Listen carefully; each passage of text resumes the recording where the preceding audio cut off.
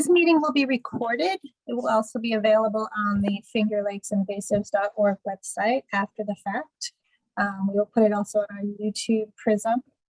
If you haven't had a chance to peruse the fingerlakesinvasives.org website, we have a wealth of resources. And as well, David Carr is going to talk a little bit about the Starry Stonewort Collaborative and the associated website there, which will be housed under the fingerlakesinvasives.org website shortly.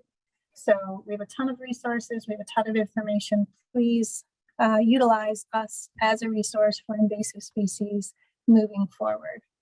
So a little bit about today's agenda, and I see thank you for everyone for putting introducing yourself in the chat box, who you represent, and then if you have a favorite funny you want to put in there, please do so. Okay, so I'm going to provide a little bit of an overview of the Finger Lakes Prism, what we've been doing. We've really had our head down and just going full bore since our last meeting, so we have a lot to report on, followed by Mitch O'Neill, who is going to be talking about the Finger Lakes Prism, the SLF and Tree of Heaven Bridge Square campaign. So that is a very successful campaign, and we'd love to increase our participation moving forward. Then we're going to have a report from the Kuka Lake Association and Integrated Lake Management, and they're going to report out on a subcontract that was awarded to them on their diver-assisted harvesting program, and that occurred to control starry stonewort in Kuka Lake, and they'll let you know what the infestations look like. From there, we'll look at a report out of the SLF infestation in the Finger Lakes from Tom Algeyer. He's with the Department of Agriculture and Markets, and we look forward to seeing all the things that are happening there. Then we're going to get specific reports from our invasive species team, where I'm going to do high-level information. Our team is going to provide information from the field season. So you get a report from Sam Beck-Anderson, our AIS program manager, on all the different programs he's been working on. David Carr, our Starry Stonewort program manager, as that is wrapping up, what that will look like moving forward, and what has occurred in the past 6 to 8 months. Kate Monticelli, the Hydrola project manager, will be talking about our survey efforts in the Finger Lakes, as well as control of hydrilla and other hydrilla-specific information. And then we'll follow it with Matt Gallo, our terrestrial program outreach coordinator, who is on the line and doing amazing things here for the Finger Lakes region. So he'll talk a little bit about what he has going on. Then we'll follow it with a few questions and discussion. And then we're going to take the opportunity to have breakout sessions for this full partner meeting. And that'll look like at about 2:25, 2:20, depending on where we are. We're going to create breakout sessions where David Carr will be in one breakout session to talk about the Starry Stonewort information, management practices, collaborative, moving forward, all things Starry Stonewort. Another breakout session will have Sam Beck-Anderson, who's going to talk about AIS outreach, citizen science programs, all of the information that he will be presenting. You can ask him in detail questions during that breakout session. Similarly, Kate Monticelli will be talking about field survey for the aquatic realm, early detection, anything hydrilla specific. She'll be able to answer the questions in that breakout session. And then Matt Gallup will be facilitating a terrestrial outreach and spotted lanternfly campaign and those questions. I'll be in the main room and I can answer some general prism related questions, as they come available. And then at 2:30 or whenever, if you're not interested in participating in the breakout sessions, then we wish you adieu and a wonderful December and holiday season. And we'll see you in the new year, or you can stay on for as long as you have questions for our field team, and you can move in between. So first time we're doing this, we're looking forward to a successful meeting. And again, we want to thank everyone for participating, and I can't wait to read all of the awesome jokes, and hopefully it'll go well over the dinner table for the next couple of days. So getting right in here, we have a strategic plan. Last time we spoke, this was just still in the design phase. so we hadn't quite implemented it. But Sheila Hess from CC Environment and Planning facilitated and prepared our Finger Lakes Strategic Plan 2025. And it was a really great effort to reduce and simplify our strategic plan that we had previously. We went from 7 objectives and goals to 5. And you see here listed the 5 that we came up with the steering committee, as well as our working group. So we're really looking at preventing the spread, the introduction and spread of invasive species to new areas within the region through targeted prevention efforts for vectors and pathways. So the outcome there is new invasions to the region are prevented to the greatest extent practicable. 2 would be implement early detection and rapid response measures to identify new invasive species to the area and then mitigate the impacts. So the outcome there would be priority conservation targets are protected from new infestations. Then we look at build partnerships and networks that leverage effective public education efforts and facilitate the sharing of information, resources, and expertise. You can see I truncated it to save space there. But the outcome there is that we're the regional leader in invasive species management, facilitating coordination of active partners, effective public education, and informational networks.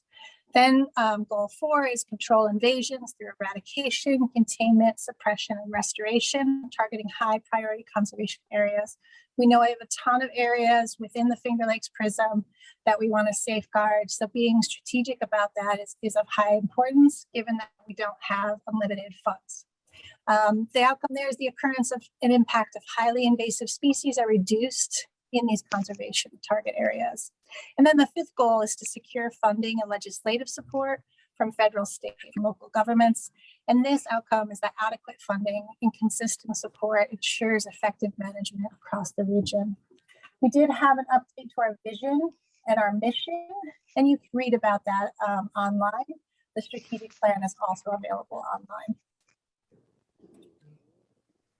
So I'm just going to go through the 5 different goals and objectives and kind of what we've done over the past year to meet these goals and strategic efforts. So in the prevention realm, our staff participated in 74 meetings, and we hosted 10 additional meetings. And through our prevention programs, we reached 94 people that were trained across 8 programs. We reached 1,778 people across 20 tabling events. 2021 was a great year in comparison to 2020 because events started to open up and we were able to get back out and talk to people. And so we were able to hit, especially this summer, a number of tabling events with high value impact and speaking to people about spotted lanternfly, about hydrilla, about jumping worms, about all of these different invasive species that we haven't been able to reach people and talk about. We had 19 webinars with 785 people in attendance, which is quite high. You know, that's almost 2 a month. We had 5 in-person presentations where 145 people attended. We had 7 invasive species workshops. And then what's really, I think, a really key goal here is that we had 37 hands-on events. And these include water chestnut polls, conservation field days. We did a number of master naturalist trainings, and we reached almost 670 people. Then we did a couple of IMAP invasive trainings, though we did have other partners also provide IMAP invasive trainings.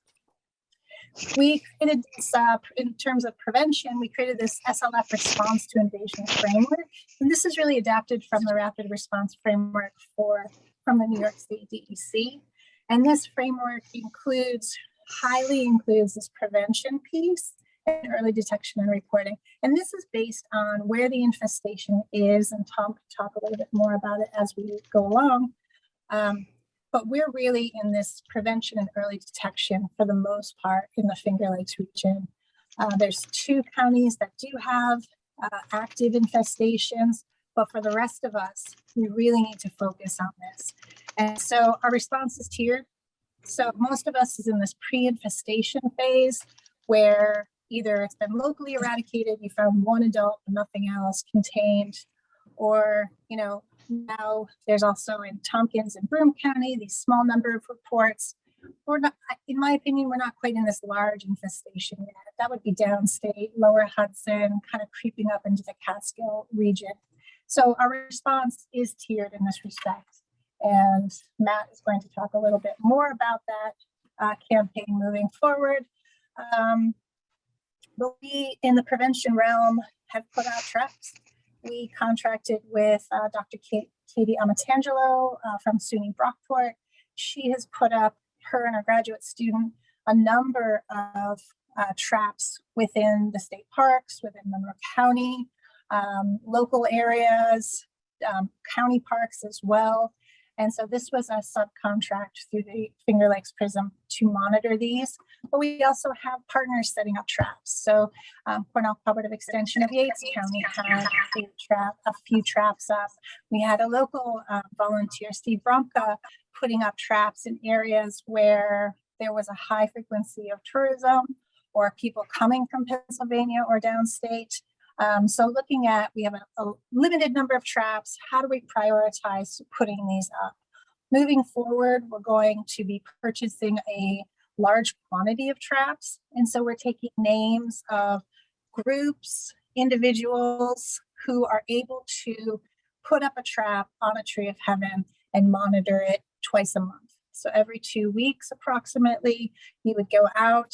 You can see here, this is an example of a trap. This one has a bag as a capture agent. The ones that we hope to be purchasing have a bottle, which are easier actually to monitor. So please send me or Matt an email if you want to participate in this trapping program moving forward. Matt is going to talk a little bit more about this, but we've developed a outreach letter that we're providing to various centers and agencies, asking if people can help spread the word. So this was vetted by Department of Ag and Markets and others. So we really want to get people involved in this outreach campaign. In addition to the information on the previous slide, we also engaged in a subcontract with Salmon Lynn Designs, formerly Idea Collective Learning, to do these maker kits. And they came to me and said, we have these great pollinator boxes, we have these great pine boxes, but what's an invasive species that would be a really good highlight and showcase for one of our maker kits? And so I pitched them the idea of the spotted lanternfly. They were able to, and gave them the context for Ag and Markets and other prisms, and they were able to run with it and create this really well-developed wooden 3D model kit with information and resources. Down here is a little cartoon. It's a comic book style cartoon. It's really well developed, and we've been utilizing it in our K-12 classrooms. Here is Nadia Hartview, our outreach coordinator, education program manager. She's delivering these maker kits to 5th graders at Marcus Whitman School. She also held a workshop along with Matt Gallo, where 26 educators came and learned how to incorporate spotted lanternfly education into their classrooms. And then they got these kits to be able to utilize these in their classroom. So you can see here, we've delivered and distributed 283 of these maker kits, and we're continuously providing these opportunities to engage teachers in the classroom to make this happen. So you can see here, they had 75 5th graders in November. So this workshop that was presented by Nadia and Matt is available on the Finger Lakes Prism YouTube channel. So you'll be able to get all the information about how to incorporate these learning techniques and standards into your classroom. And please put in the chat box a question, or if you have any additional questions, feel free to email me at a later date. Nadia also, in collaboration with our former outreach person, Patty, developed with Wayne County Soil and Water Conservation District this invasive species activity guide. So this is really a resource for educators in grades 4 through 12. It's experiential learning in the classroom, but also in an informal setting, and it's all invasive species. It uses engineering designs, field identification skills. It's built off of the Project WET Project Wild. We have a bunch of copies here, so send me an email if you'd like me to mail one out. This has been a real hit with educators and parents and aunts and uncles and grandparents. This is a really great activity workbook to increase people's information about invasive species. It's also available on the Wayne County Soil and Water Conservation District website, but we have copies. From the early detection rapid response goal of the strategic plan, we have a ton of area. I mean, this is our prism. We have 7.3 million acres and 2.3 million people within this region. It's the largest of the prisms. So we need everyone to be out there looking. So we're heavily, laced in these citizen science programs, which our field teams will talk about in a little bit. We have a macrophyte trail, a Hemlock woolly adelgid, spotted lanternfly surveys. We're also open to ideas. If you have ideas of what else we can be doing survey-wise, how we can improve our surveys, we're always looking to increase our ability to get reach. Are you the head of a kayak club? Great, let's talk. Do you do biking? Great, let's talk. We just know that there's a number of different stakeholders, and it's impossible for us to reach everyone. We also have funded early detection work for high priority AIS, and I think Kate is going to talk a little bit more about that in a little bit. The third goal is partnerships and networks. So we're really hitting this hard because with 7.3 million acres, 17 counties, partnerships in our name, we have to do it to make it happen. So we're working with others like the RIT, Rochester Institute of Technology. We're working with their capstone course to survey and design the effectiveness of our macrophyte survey to determine how we can better recruit and retain our volunteers, because that's really the bread and butter of our work. If we get 100 people to sign up, but only 3 people actually stick with the program, then that's not a win. So we need to understand what brings people to volunteer and then keeps them working with our programming. We're also working with Binghamton University, Broome County Parks, the Binghamton County Legislature, CCE Broome County, and others on invasive species projects, as well as the SLF campaign. They reached out to me in March, where I presented at an urban ecology class and then trained the Broome County interns that were working in collaboration with Binghamton University, which was a great segue for me to be able to provide information about spotted lanternfly. We had a hunch that Broome County would be the next one in our region to be hit by spotted lanternfly, just because it's the nexus of it's a transportation corridor to Syracuse and downstate. And, we just wanted to hit those areas really hard. And lo and behold, that's where it came to be. Other partnerships include working with CC Environment and Planning, the New York Hemlock Initiative, Ontario County, New York Park, Cornell, private landowners to increase hemlock woolly adelgid control across the region. I mean, we're the only area in the state that has Hemlock Lake. So you can imagine the importance of safeguarding our hemlocks for areas such as Hemlock Lake or the gorges in Tompkins County parks, and just the wonderful landscapes that we have with hemlock. It's a very important species. Unfortunately, hemlock is prevalent. Hemlock woolly adelgid is prevalent across the area. So getting the funds to where it's needed most is of high priority. I'm not going to talk too much about the partnership with Broome County. I mentioned it earlier, though. I just want to recognize that the Upper Susquehanna Conservation Alliance funded or will be funding these internships. We received a grant for them to report and control invasive species.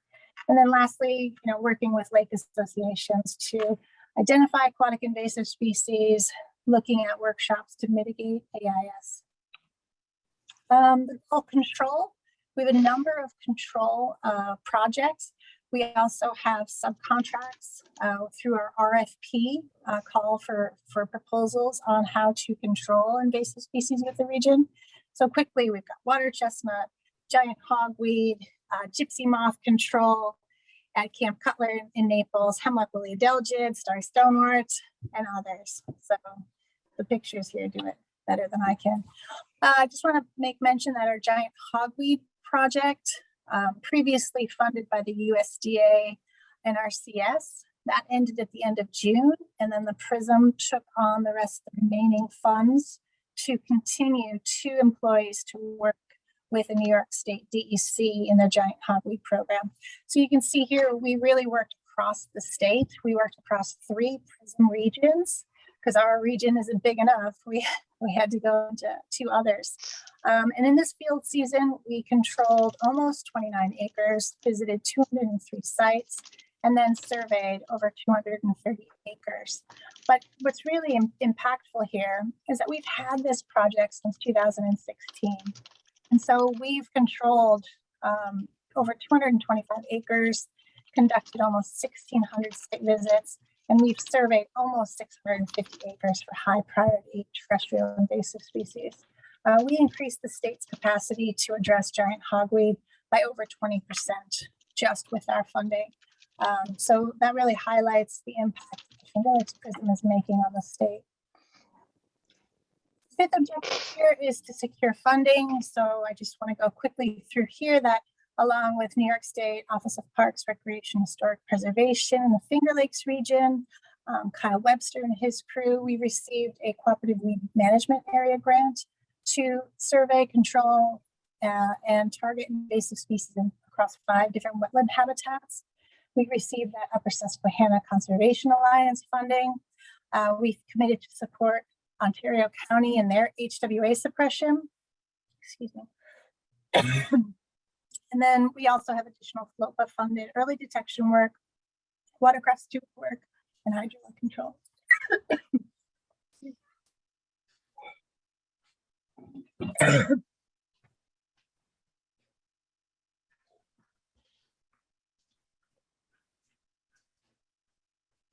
Oh, moving ahead, we're going to revisit the strategic plan and year 1 goals. We're going to put out an RFP for website update and projects.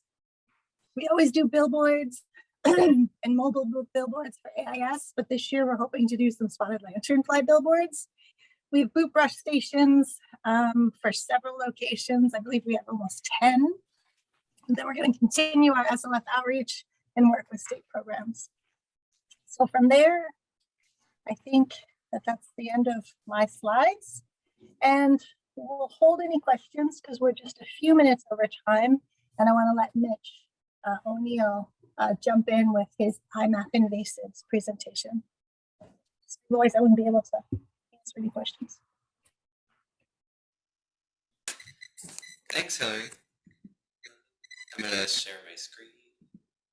So Mitch, yeah, beautiful. Did I jump in too early? Is it me?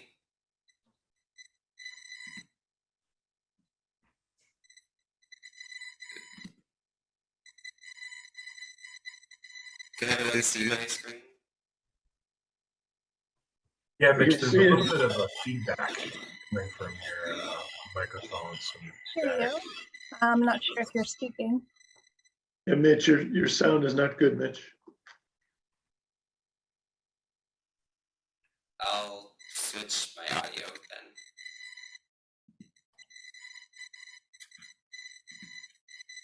then.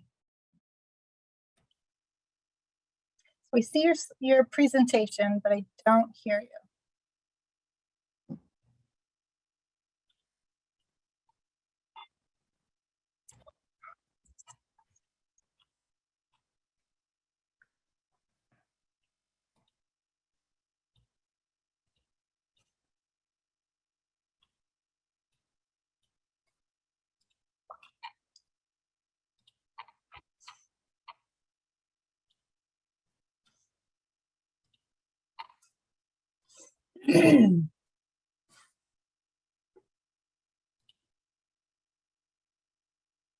Sorry, Mitch, try again.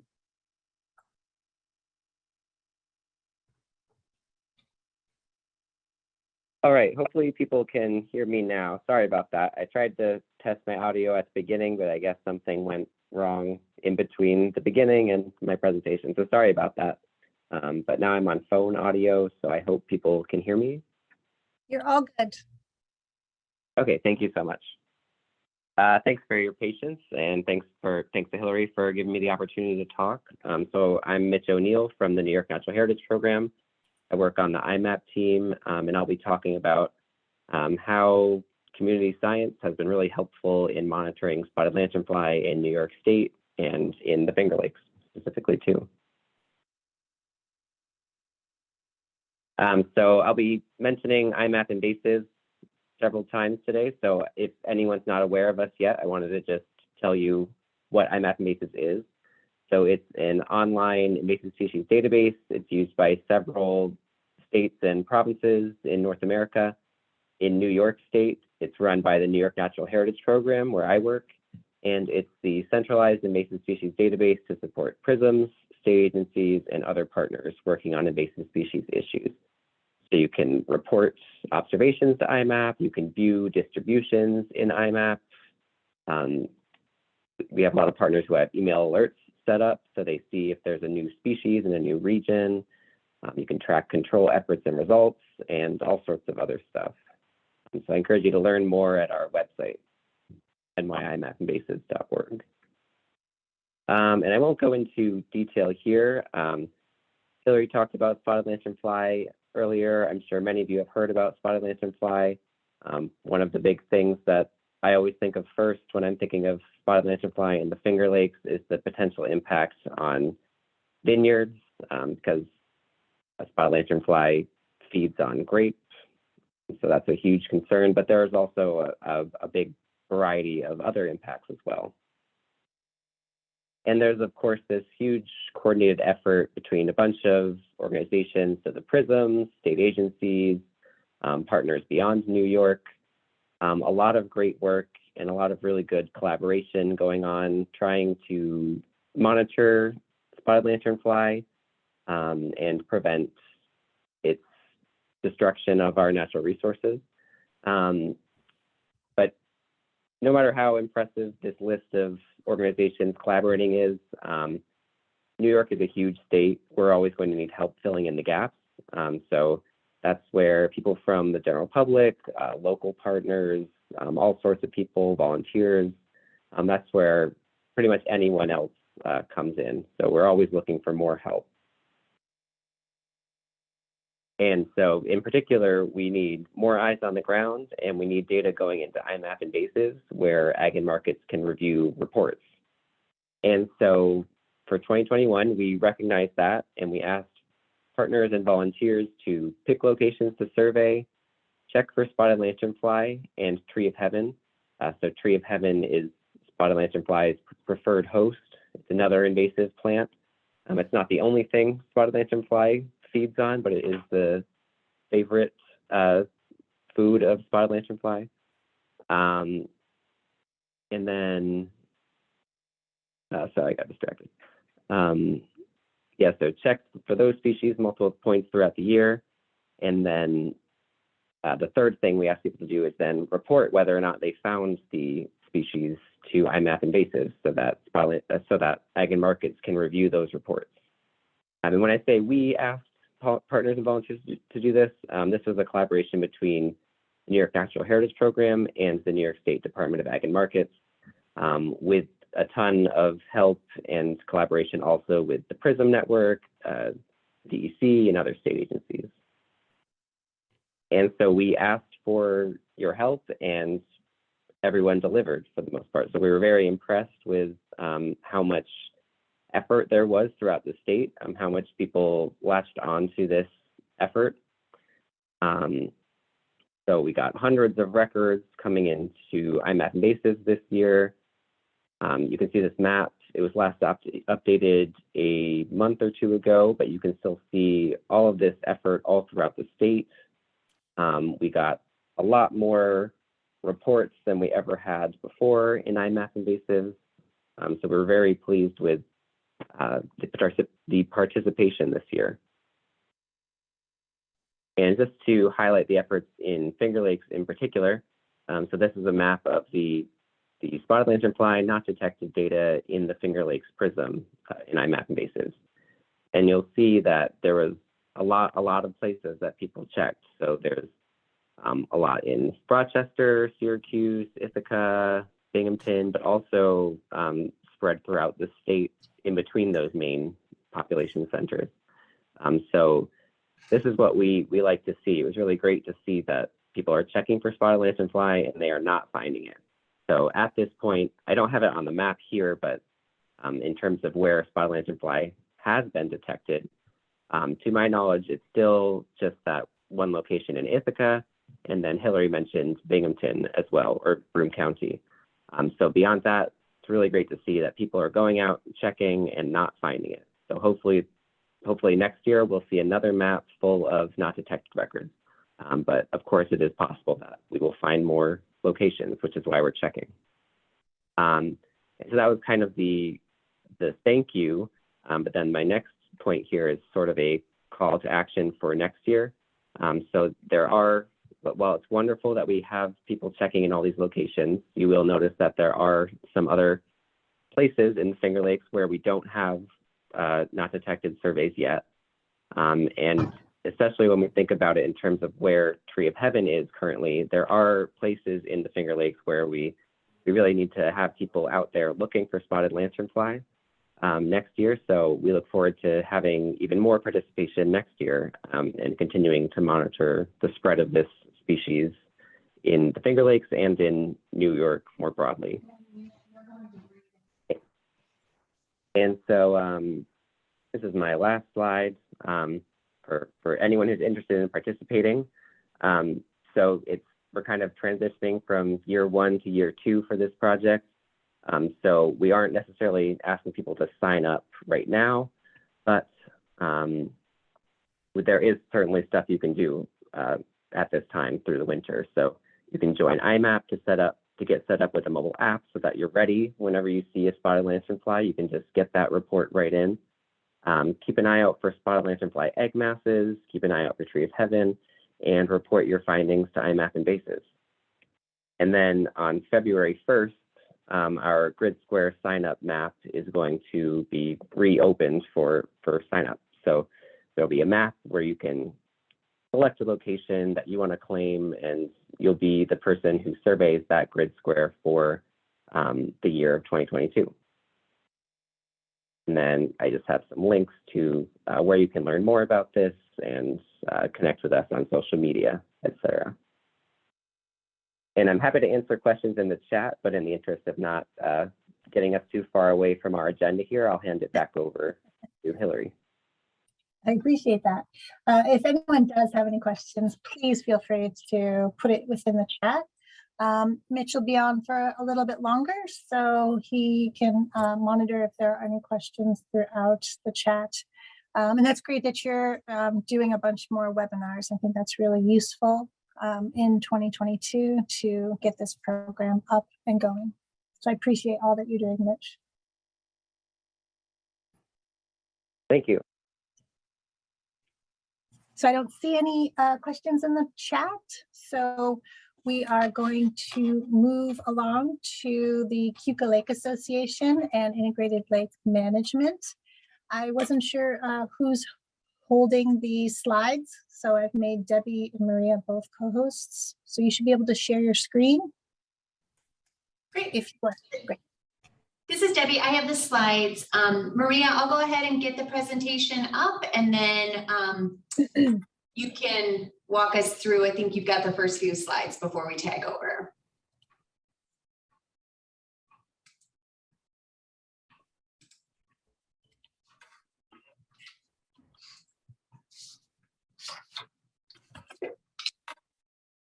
So Maria, you should be a host. Okay, great.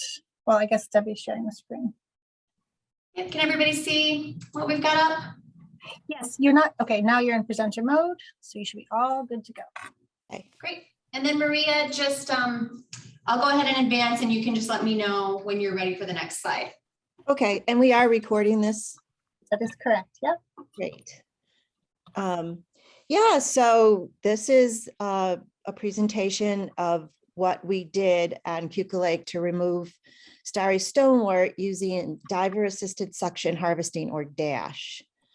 So next slide. The next slide is actually a video that was produced by Spectrum News, and it kind of gives you a little overview of our issue with starry stonewort on the lake and a little bit of biology from Laura Bailey at the time, who was our Cornell Cooperative Extension representative. And so go ahead, and this will give you a little bit of a preview of what we were dealing with.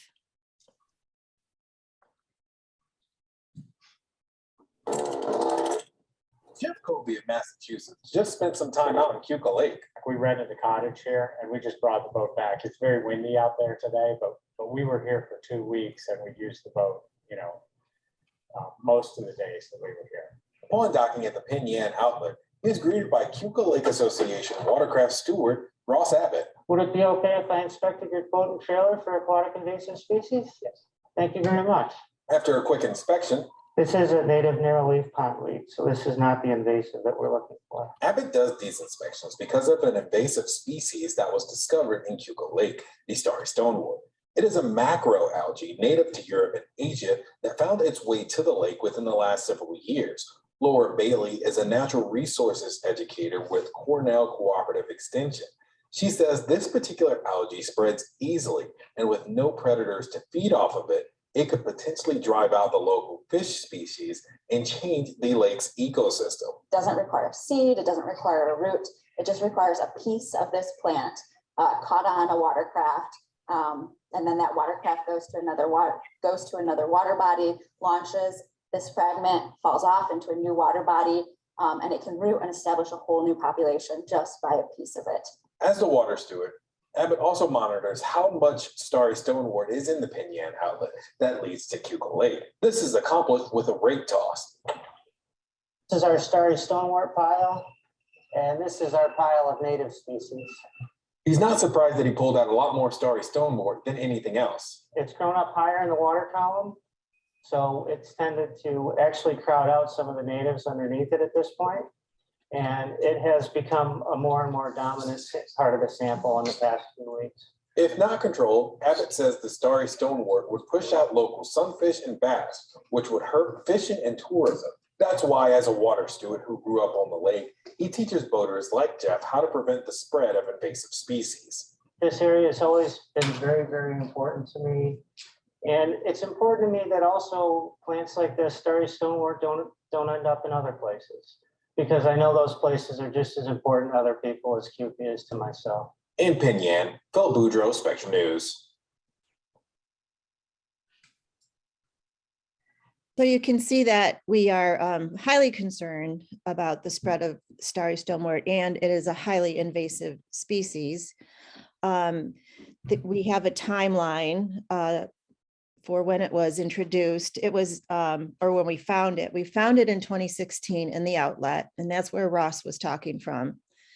And then in 2017, another infestation was discovered at the mouth of Sugar Creek, which is an inlet to Kuka Lake. And in 2020, we detected it in Kuka Lake. So the next slide, please. So basically, this is a timeline. We discovered it in 16, and the first year of mechanical, we applied for a grant to get to mechanically harvest it out of the outlet. And we also applied for a permit to hand pull it. So in 2017, we actually hand pulled the starry stonewort out of Sugar Creek, and we also harvested in the outlet. And we continued that through 2019. But in 2020, there were no hand pulls in Sugar Creek. And Laura, doing a survey towards the end of the summer of 2020, discovered that it was outside of Sugar Creek and into the lake itself, which was highly, highly, upsetting, seeing as now it's in our lake, not just in the outlet. So we are, there ensued a lot of research done by myself and Laura. And what we determined through that research was that probably Dash is the most effective and way to get rid of starry stonewort without spreading it by mechanized harvesting. So we applied for a grant with the Great Lakes, whatever it was, GLRI, which is a federal grant, and we didn't get that. But then we ended up in early 2021 applying for the grant with Finger Lakes Prism, which they did graciously give us. So thank you very much. We also in 2020 and 2021 instituted new surveying procedures and measuring of the biomass that was collected. So next slide. I think the next slide, Keith is going to take. Yeah, good afternoon, everyone. This is Keith Gray with Integrated Lakes Management. And Maria, feel free to jump in at any time, but this is the map that we were given when we were first engaged to look at this job. And, you know, our original plan was to actually go up into the creek and try to harvest up there. But we thought better that, and maybe I'm getting ahead of myself a little bit, and thought, you know, really we want to be looking at the high traffic areas, the areas where the boat launches are, where all the docks are. The water's very shallow. And, you know, our feeling is that the lake is going to benefit more from our activities there, trying to clear those busy areas out than they would up in the creek. I mean, we'd love to do it all, but there was a limited amount of time. So anyway, this is what we were looking at when we looked at the job. And a very legitimate question that Maria posed to us was, how much can you get done? And truly, even though we are, we've been in the lake management business for 30 years, DASH is a relatively new technique that's being used. And to kind of one up that, to try to harvest a material that you can't allow fragments or bulbules back out into the water was quite a challenge. And so we created a filter table that you'll see later in the presentation that was allowing us to really keep everything that was being harvested up in the boat and ultimately removed from the aquatic ecosystem. So we didn't know how fast we were going to be able to move through this, given some of the new aspects to the DASH harvesting. So go ahead and flip forward here. Sorry, it's just sleeping. There we go. And so I've used DASH and Maria's used DASH. DASH is, of course, diver assisted suction harvesting. In a general sense, it's chemical free. This is where the diver will hand pull, or we've learned a different technique while we're out on Kuka Lake to get the material into a suction hose. It allows us to be selective. So if there are desirable plants in and around some of these stands of starry stonewort, our diver can see that. Whereas when you're using a harvester, you're up on top, you really don't know where your cutter blades are going, and you're pulling up potentially good plants, much like you saw in the video. When you throw a rake out there, you're pulling back whatever you're pulling back. Again, when you're underwater, and we're going to show some footage of this, you can literally identify what you're pulling into your suction hose. I like the fact that this is wildlife safe. Most DASH processes go directly from the vacuum system into big burlap bags. So you are pulling in clams and oysters and crawfish and burrowing fish, frogs, snakes, turtles, all kinds of creatures. And they're in the bag, and forevermore, they're going to be disposed of up outside the ecosystem. When we are pulling the material up, it's going across what we're calling a filter table. And our operators, and in the photo you see here, their backs are to you. These guys are going through that material, pitching the desirable species back out into the lake. So we feel very, very good about that. What's captured, of course, is bagged and hauled off. Now, the permitting process. As I mentioned, the process we're using is new, and I'm very, very grateful for the opportunity to work with the folks at Kuka Lake and Cornell and everybody involved here. The permit hasn't quite caught up with technology, and I don't say that in a demeaning way at all. It's just reality. What we were very grateful for was the fact that the regulators came out to watch what was going on. And if you go one step forward here. This 8 was really kind of an interesting caveat in the permit. Vegetation must be pulled and removed from the sediment by hand and fed into the suction harvesting nozzle. The nozzle, and they very specifically say the suction nozzle must not be used directly to remove vegetation from the bottom sediments. Now, this is absolutely appropriate when we are talking about plants that are securely rooted down in the sediment. What happens is if you don't pull by hand, you basically pull the top off the plant, the roots stay in place, and it's like mowing your lawn. It's going to grow back. What we learned with starry stonewort is that it's a macrophyte. It's not really a plant, it's an algae, and that the structure that looks like a root, but it's not a root, that anchors it in the sediment is very forgiving, very weak, and in the suction force pulls not only the whole green growth, but the anchoring system right with it without using our hand. We found this to be much less disruptive of the lake sediment, and the regulators saw that was true and gave approval on site for us to continue using the technique that we were using. So again, not a criticism, it's just that the permit now, that is kind of a generic permit for DASH, really needs to have two different angles to it. One for vegetation that needs to be pulled up by a plant, and a separate one probably for macrophytes that allows for suction nozzle use and not specifically not hand pulling, the complete inverse of what they're currently asking for. The other thing that's interesting is when we were going to do work up in the creek, there was a concern that the turbidity caused by the process was going to cause a bloom or a turbidity kind of cloud to enter the lake. We never got up in the creek. We were working in what I'll call relatively stagnant area, you know, in the marinas, down by the boat launches, and turbidity currents, even though we kicked up some sediment, it wasn't being carried anywhere. So turbidity currents weren't installed. Again, the permit needs to kind of catch up and probably address a difference between working in a stagnant area versus working in a relatively high flow area where turbidity currents are probably very appropriate.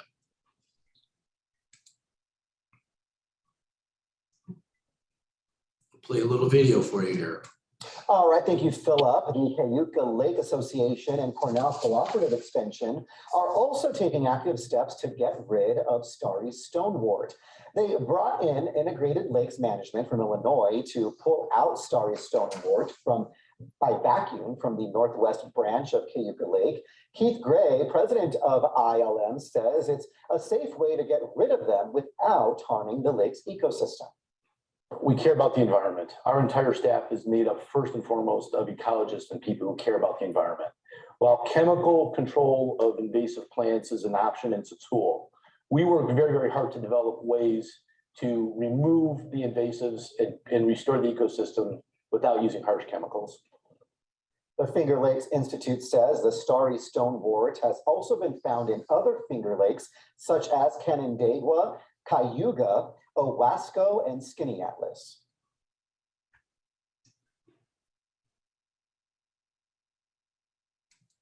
All right, thank you, Philip. The Cayuga Lake Association and Cornell Cooperative. Here we go. So briefly, and getting into kind of the details, we try to work with a crew of three, at least for this particular project. 2 divers in rotation. Divers rotate every 2 hours. Kind of a side story here. It's because you get cold. I mean, and it's really a lot of work, especially when you're in muck and it's hard to move around. You're expending a lot of energy. Our guys were out there and they didn't want to come back in, and I was a little concerned that they were delirious or something. And I said, look, it's time to change. Don't you want to come in? No, the water's actually quite nice, and I'm having a good time watching the animals swim away from me and all this. So of course I pulled rank and donned the equipment, and I wanted to see what was going on. So I went in there and did it. And I think in much colder waters and where we were working, the waters were quite nice. We would rotate every 2 hours. Here we were making such great progress. We were working in shallow areas, as I mentioned, because we were concentrating on areas where props were going to cut these targets up and spread the macrophyte throughout the top of the rest of the lake. It wasn't as bad as it is in some other areas where it's just more demanding physically. This was a little easier. We have headset communication. So the diver can literally speak to the guys up top and say, hey, look, we need to move the boat closer. I've got another area here I want to get to, or I'm going to be coming in, we got to switch, or, you know, here comes a rock, be ready for that. It's going to might clog the hose, whatever it is. Having that communication not only is convenient and keeps us very, very productive, it's a safety issue. If our guy's under stress, gratefully it's never happened. We'd like to know about it right away as opposed to scrambling to do something. One topside crew member sorts materials and returns wildlife to water. The second topside crew member nets fragments. This is interesting. Fragments, when we're doing dash harvesting on aquatic plants, float. This macrophyte does not float. When it comes apart in the water, it actually sinks. So we didn't have a lot of fragment netting. And so the second guy up top was really helping to sort and bag and things like that. Now, Maria, I'm not quite sure. I'm going to need you to jump in on this. Sure. Yes. So this is a picture of our initial survey, and overlaid on it are, in the yellow circles, are what we actually accomplished as far as harvesting. And the reason that we did this was because, as Keith said, we targeted the high traffic areas versus in the slow moving creek with just kayaks and small car top type boats going through there. We weren't too worried, but you can tell that this is a huge marina, and we did have people along the shorelines who had boat launches, and they also, some of these residents actually would go through and rake out the starry stonewort, which of course just caused it to fragment and spread even further. So these are the areas we concentrated on in August, for a week in August.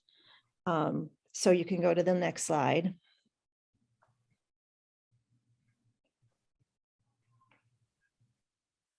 Now this will be the camera, the helmet cam of our diver. I don't know if this is just using the hose to get everything in there. Do we also have the hand pulling? No. No, okay. So this is just video of how easy the stuff is coming up and going into the intake. And can I just say before we start this, that, well, I guess we can say, I don't know if you can hear me over it, but so this is what the DEC actually saw. They saw that actually pulling it would be ineffective, and actually sucking it in like this is the best way to do it. So we were glad that they were there to see that. Go ahead.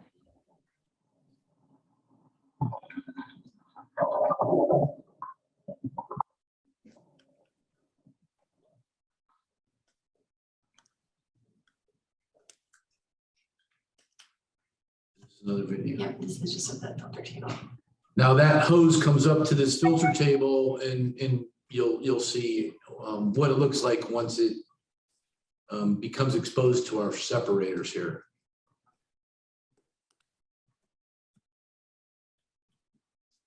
We don't have a close up of it, but as that bag gets, go ahead, Maria. There's a close up in the next little short that we put together. Okay. But yeah, this is the pontoon boat with the two guys up on top that are under the umbrella there working all day. They were awesome, absolutely awesome.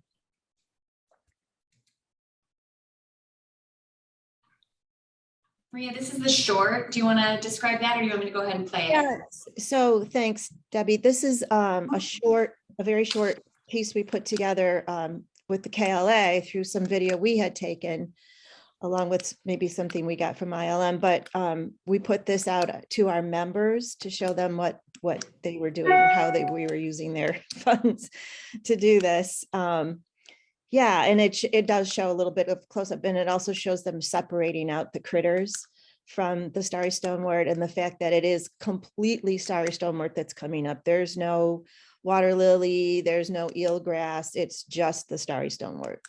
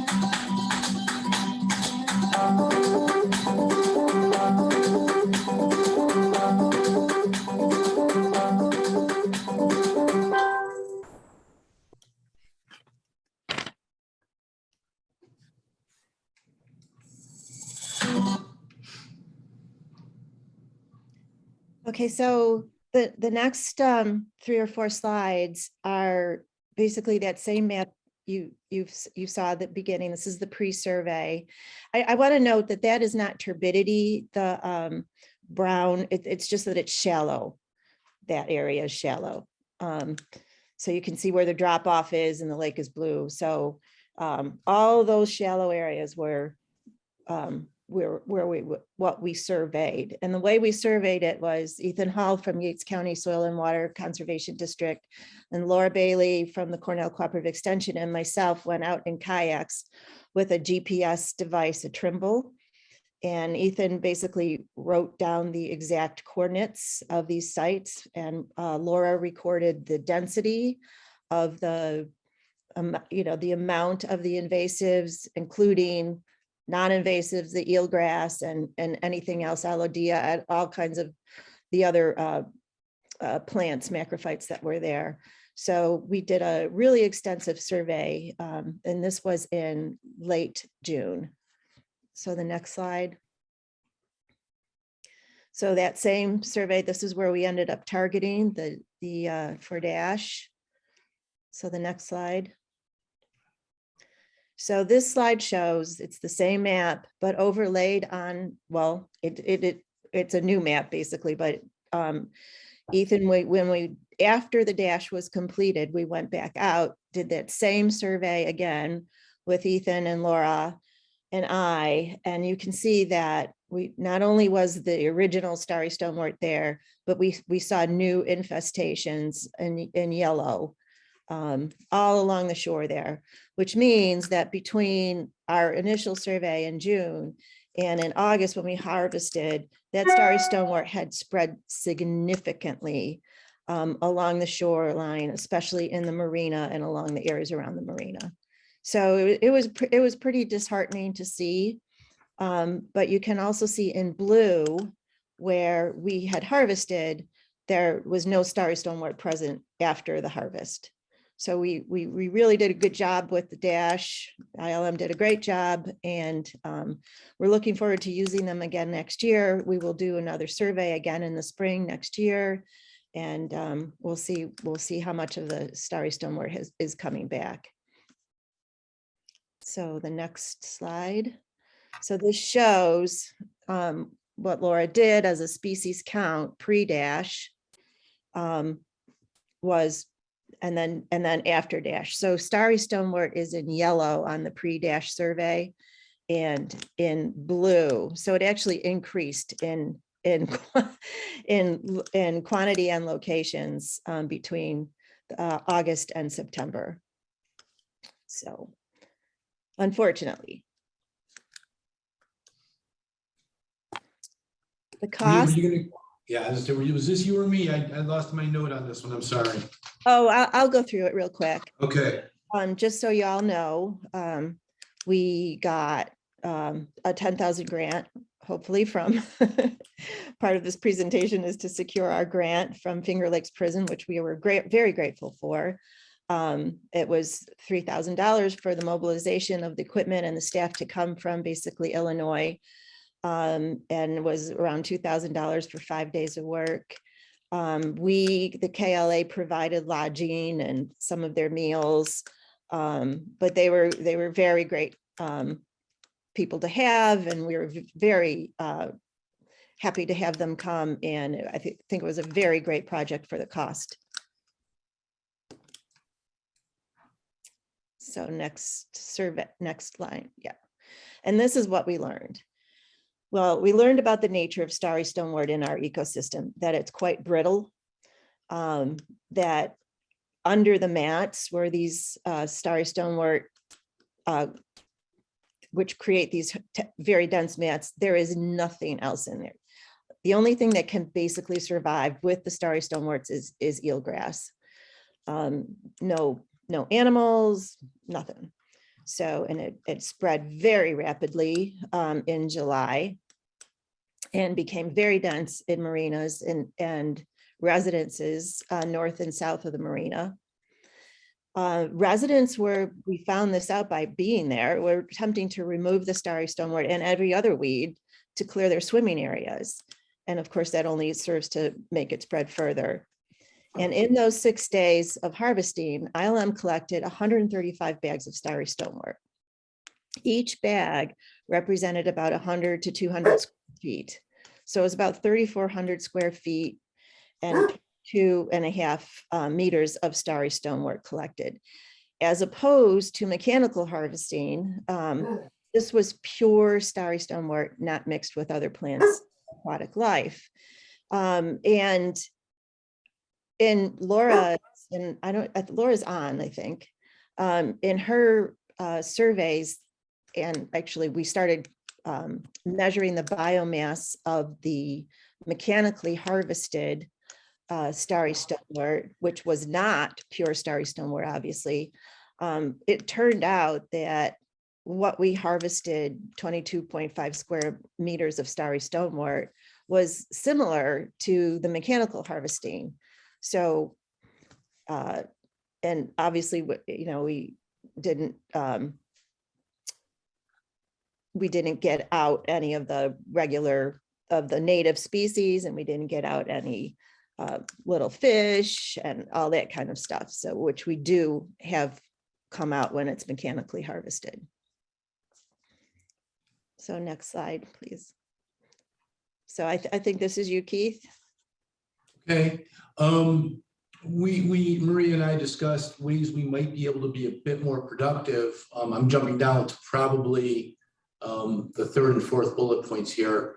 I believe that when we're in very dense stands of starry stonewort, as Maria pointed out, there's not a lot of critters living in there, which is kind of the whole point of getting rid of invasive species, is nothing wants to live in there.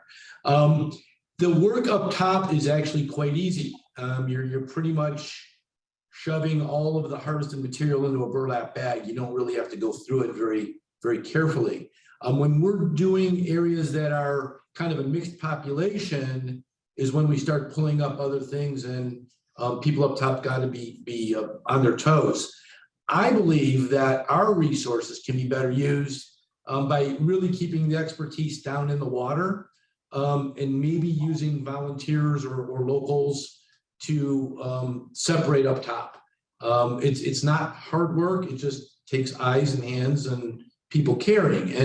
And I think your money will go further if we can either send less people or the same amount of people, but maybe 2 divers instead of 1, and we can cover twice the ground kind of for the same money. So I'm excited about that possibility. Obviously, the DEC permit needs to be adjusted. I don't see that as being a problem at all. Again, the people on site were open to what was happening and agreed that what we were doing was in the best interest of the ecology. So that I think is a no-brainer.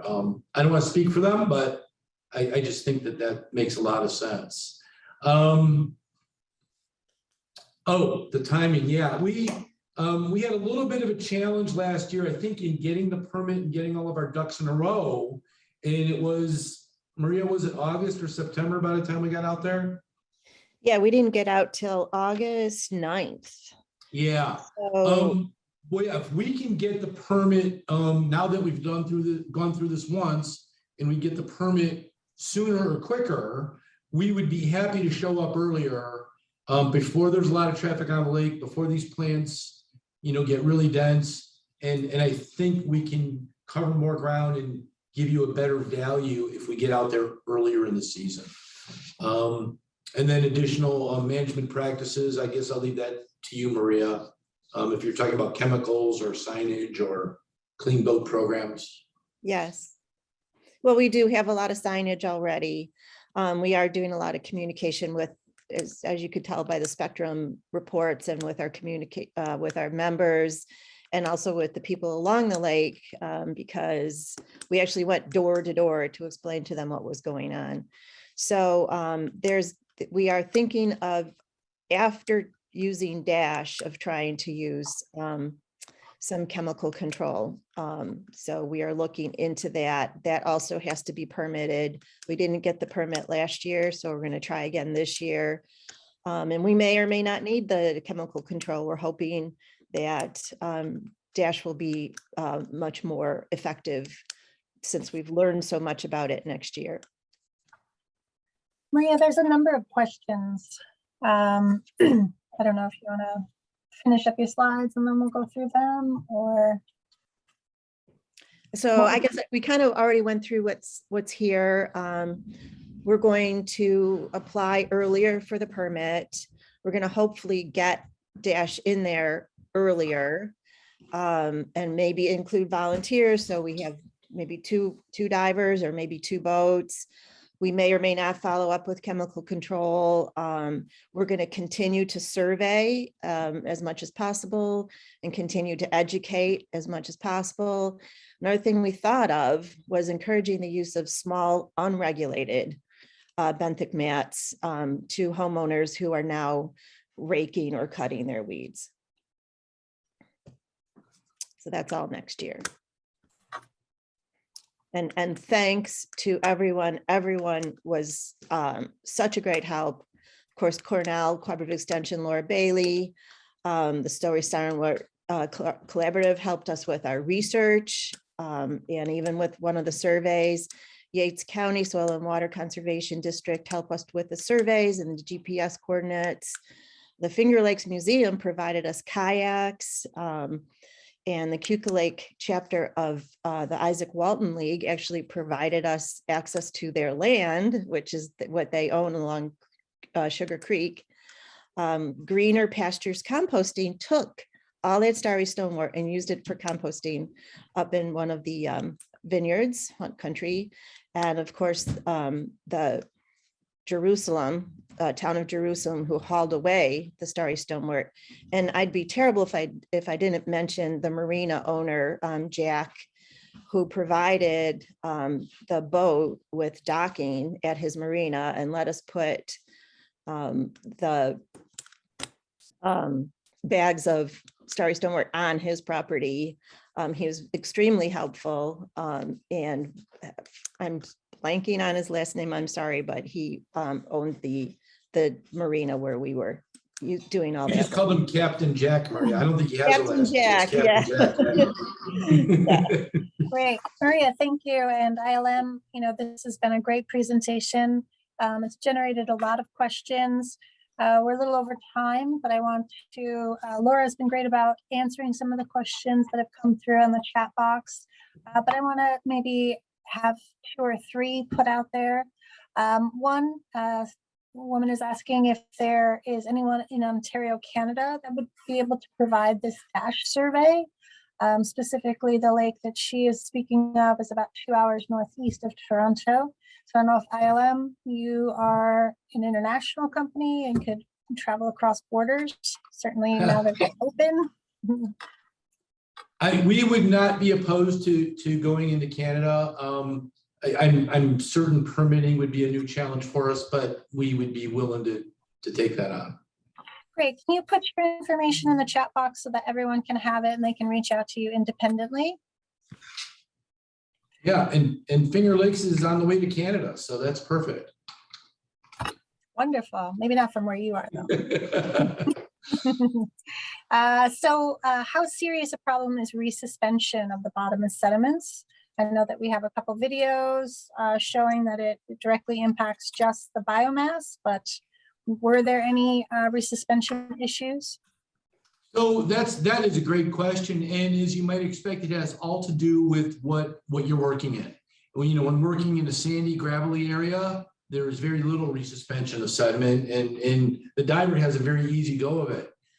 There were areas that were mucky, muddy, and our approach to it had to be a little bit different so that we didn't lose visibility. So it really depends on the substrate, and that's all I could say. We can work pretty quickly in, like I said, the clearer waters and in the areas where the substrate's soft and highly mobile.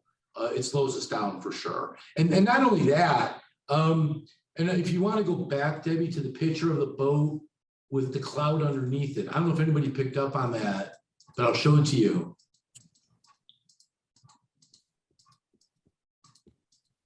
Here we go. Do you guys see the cloud in the foreground there? Yeah, right. Some of that is from the diver, and some of that is actually what's coming through the filter table. So the very fine particles are being drained back out into the lake. And so, this was a mucky area. I mean, there's just no way around this. Again, we didn't use a sediment curtain because it wasn't flowing. It would probably just kind of settle pretty much in that same vicinity. But we had to be conscious of how we position the boat so that the cloud being created by the return water wasn't interfering with the guy under the surface. So that is an issue, though, I will say. And I think if we put a finer filter there, we're going to generate more bags. But to Maria's point, I think we want to get what the target is. We don't want to be taking sediment out of here if we can avoid that. But I guess we can go with a finer filter and maybe catch more of that. Good question. And a related question, did you collect any data on biomass? So looking at wet weight per square meter and the number of bulbils, which would be a count per square meter removed? No, number of bulbils. We did not do that. I mean, you grab a handful of this stuff and you will find bulbils in every handful. So it's not like you got to dig for them. Now this stuff dries quickly. I mean, it's amazing. I actually have a pile of your starry stonework powder on my desk that I've been meaning to send to a lab because I want to see what it's made up of. But in a day, I mean, on the table, it's in the water, it's fully hydrated. You get it on the table and it loses something. You get it in the bag and it loses something.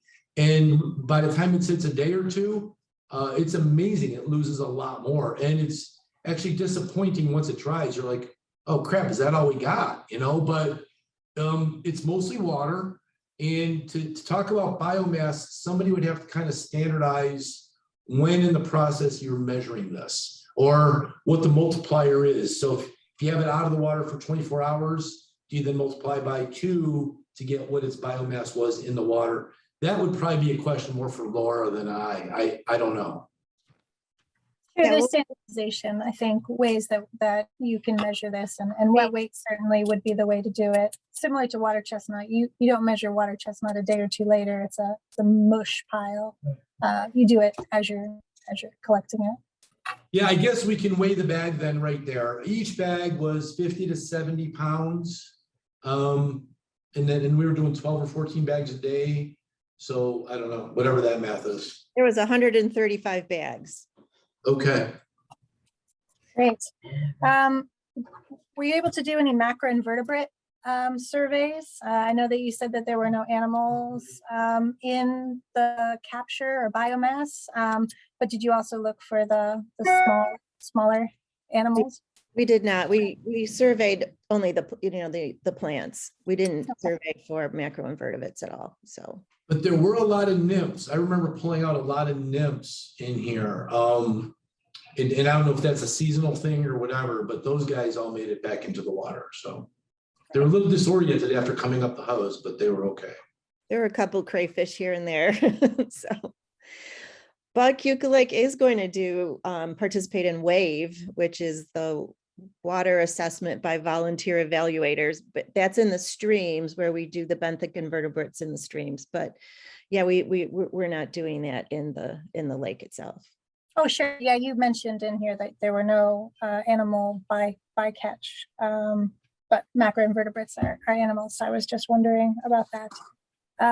So there are a bunch of additional questions, but I think we need to move on in our agenda.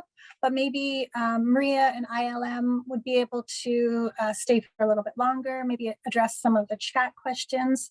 If you want to participate in the breakout session at the end, if people have additional questions, I would welcome you to be able to do that as well. Does that sound good? Sure, I can stay for sure. I'm not sure about ILM, but I will stay. I can stay for another 30 minutes. Oh, awesome. Fabulous. Great. Okay, so the next portion of our program looks at having Sam Beck-Anderson and our field crew with David Carr and Kate Monticelli and Matt Gallo kind of give an assessment of our field work this summer. So Sam, I've got the slides up. If you can see them, I'll just tell me when to advance and we can move forward. Sure thing. Thanks, Hillary. Hi, everybody. So yes, again, my name is Sam Beck-Anderson. I am the Aquatic Invasive Species Program Manager at the Finger Lakes Prism and Finger Lakes Institute. Excuse me. So what I'm going to be talking about today is just a couple of our different programs that I've been working on for several years, and just giving a sort of an update about what we were able to achieve this year during those programs. Just to start off, talking about the Watercraft inspection program, the Watercraft Steward program that we've been running since around 2012. This year was a great year for our steward program. We had 23 stewards, 4 lead stewards, 2 regional coordinators, a biology coordinator, which was a great addition to our team this year. We were able to inspect over 40,000 watercraft across the season and across the region. We were at over 20 launches this year on about a dozen or so different water bodies, and found thousands and thousands of invasive species during inspecting these programs, or inspecting the watercraft. Just sort of general updates for this season specifically, as compared to last year. So in 2020, boat steward programs, boat traffic at boat launches, due to some social restrictions involved with COVID, I believe were really spiked boat launch traffic across the state, really, in some places 20, 30, 40% at some sites, if not more. This year, while there were still some elevated traffic at a few of our launches, many of our launches sort of reverted back to a more pre-COVID traffic level. But still, we're able to, we have some of the busiest boat launches in the entire region, right here in the Finger Lakes. Canandaigua Lake State Marine Park is, I think, top 2. I think the second busiest launch, based on the number of inspections that were collected over the course of the season, as well as Canisius Lake, and some of the launches on Kuka Lake are some of the top busiest boat launches in the entire region. Looking forward on this program, we continue to emphasize the role of AIS data quality and reporting. So adding the biology coordinator, Caleb is on the call today, was really focused on enforcing or reinforcing skills that stewards have, and building those skills to make sure that we're collecting really good, solid data on invasive species. He also was really diligent in checking all of our data, providing real-time quality assurance and quality control of our data to make sure that we had live and up-to-date reports of a number of different metrics, including invasive species and traffic as well. So we're going to continue. We've already been busy analyzing year-over-year data. We're going to be putting out some lake reports over the next few weeks, hopefully, or next month or so, early 2022. and are going to be working towards real-time reporting of WSPA data, which is the app that is used statewide. So we'll be talking a little bit about that in a minute here. Yeah, next slide, please, Hillary. So, in moving into some of our other outreach programs, this is one of our citizen science programs that we've been running for a few different iterations of it over the past 5 years or so, called the Macrophage Survey program. This program essentially equips volunteers across our region with kits, materials, and training so that they can be inspecting and throwing rake tosses and sampling for invasive species kind of on their own time, right in their backyards.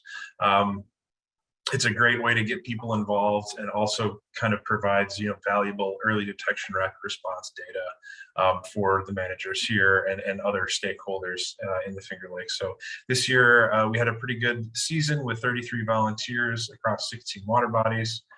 This map here on the top right is a good indication of some of the different locations where we had people actually collecting data for the Macrophage Survey program, and actually zooms in on specifically where invasive species were confirmed, where we thought they might have been confirmed, also where people were just throwing rakes and not finding anything. So through that, we had 106 rake tosses were performed across the region by our volunteers, where 45 confirmed AIS reports were detected. This year, we actually also added new rakes and just kits in general for the Macrophage Survey program. That's this picture down here in the middle. Hillary mentioned the Idea Collective, a group on Kuka Lake or in Dundee, I believe, who's working. They created our spotted lanternfly wooden kits. They also helped design a lot of this and put together prototyping and designing and producing a new style of invasive species rake, which you can kind of see here, really doing an effective job at actually collecting a lot of the invasive species. And also we worked to include with that a new packaging, as well as a few new guides and materials that we provide to Macrophage Steward and Macrophage Survey participants, to just get them more involved, try to get as much out of the program for the participants as we can. So looking forward for this program as well. We're really looking to increase region volunteer participation. We're also specifically, in that light, trying to enhance real-time engagement and sort of in-person engagement with volunteers. Just trying to create a little bit more, so teach a little bit more, give back a little bit more to our volunteers, to sort of try to build, an even more dedicated volunteer base, so that we can have this program running for years to come. Next slide, please, Hillary. We also have we're working on water chestnut polls this year. We did, for part of the season, we did have a dedicated water chestnut team. Through this team, essentially this team was between 3 or 4 or 5 people, depending on the day and week. We worked with a number of different partners who would either bring their own volunteers, or we also worked with some volunteer groups and did our own volunteer recruiting to have these sort of public water chestnut polls. These are great events. They allow us to actually return or remove a great amount of water chestnut, because of the way that we can provide boats to a number of different people who are providing their work and time to help us out with this, but also is just really helpful in engaging the public, teaching people about invasive species, and getting people out on the water to have, a good experience with sort of this conservation and, with an invasive species angle here. So this year we did 15 sites across 25 sampling days. We engaged 69 volunteers and removed over 10,000 pounds of water chestnut. So next year, looking forward, we're going to be focusing in on some of our high priority sites. So some of these sites that could reasonably be managed, but are quite large and need a little bit more focus, and need a little bit more manpower or human power to actually help out with some of these. Up in Braddock Bay, for example, there's some really nasty sites with a lot of water chestnut that we want to focus in on, and just really focus on that. And as always, we're always trying to engage more partners partners and volunteers. Next slide, Hillary, please. A couple of other folks that we kept on from this field season, Caleb Trusket and Morgan Crouch have been helping us with a couple of other sort of ancillary program, projects and programs related to some of the work that they did. They were both Watercraft Steward program coordinators this past season and have been helping a lot with just kind of expanding our breadth of knowledge and developing tools and all kinds of stuff. So this is something Morgan Crouch is working on. So based off of a really great inventory of public boat launches that we collected, I think 2 summers ago now, we're building a sort of a prioritization model to sort of look at the way that different launch characteristics and as well as, or how different launch characteristics inform traffic at a boat launch. So we're really trying to essentially be able to predict the amount of traffic at a certain site based on things like how much, the location of a boat launch or the number of ramps or the number of parking spots, etc. This is important because there's a lot of sites out there that we've never been to, boat launch sites that stewards have never been to. So we don't have the ability to actually see how much traffic is there. So what we're trying to do is take the information that we do have, which is that physical characteristics of these boat launches, and extrapolate that to try to figure out if we can model and see actually how busy a boat launch might be and how important that boat launch is in terms of invasive species spread without actually placing stewards there. So it'll help us ultimately, theoretically, effectively allocate resources and point, management directions in a number of different ways. We've also been adding to that same public boat launch inventory. We are also going to be adding private launches to that. We collected all the data this past fall, and we'll be posting our full inventory of all the different boat launches and access sites within our region soon. Next slide, please, Hillary. Lastly, Caleb Trusket has been doing a lot of great work with our WISPA data and a couple of other data sets in the R language environment. So specifically, Caleb has been helping a lot with reporting WISPA data, boat launch data, boat traffic data to a number of different partners using R. So why R is so important and helpful is that it's an open source program that can be easily replicable by other programs. So we use the same data set as a ton of different, hundreds and hundreds of different stewards across the state. And essentially everybody's got, a very similar or the same data set. So our goal is here is not only using these skills of Caleb and the utilities of R to report for ourselves, we also are thinking about, the bigger picture, helping other people to help, to aid in reporting and analyzing data.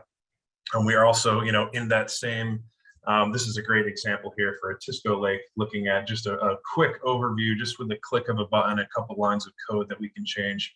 We can get a great overview of a Tisco Lake and all the different boat launches right here on the top right. We're also going to be using some of that same technology to revamp an app that displays our WISPA data in real time. So we're trying to launch that for next season so that partners and a number of different stakeholders can jump online onto our website or another domain and can actually see what's happening on their lake at the boat launches as described by data collected by stewards in real time. So all these things essentially are just helping out run these programs, stronger and sort of pushing these programs in the invasive species field forward, hopefully. So happy to answer any questions during the breakout session at the end of the meeting.